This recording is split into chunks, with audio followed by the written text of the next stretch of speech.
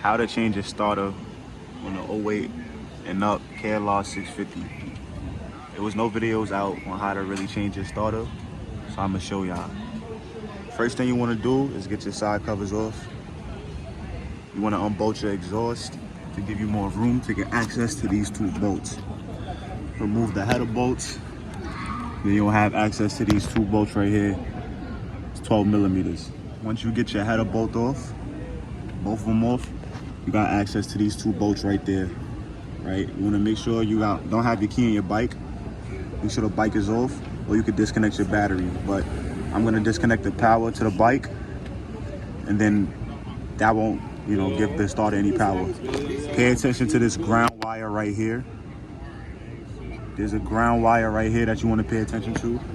The wire that's on the starter is the power wire. I was mistaken. This is a 10 millimeter bolt, two 10 millimeter bolts holding on the starter, right?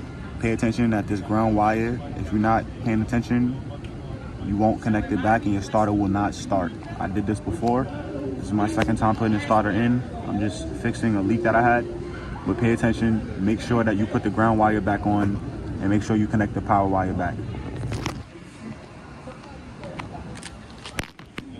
So this is your power wire right there. I don't know if you can see it. This is your power wire.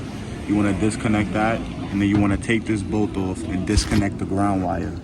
Right. So I put the starter back together already, but you guys pretty much get the picture. You pull the starter out after you take everything off. You connect your ground bolt, make sure it's tight. Connect your power, right?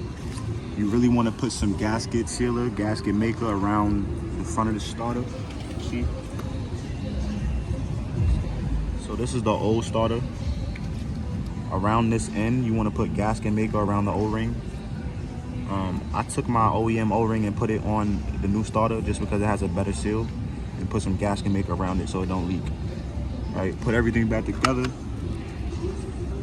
You should be good to go. If you don't connect the ground wire, your starter will not start the bike. Put the bike back together.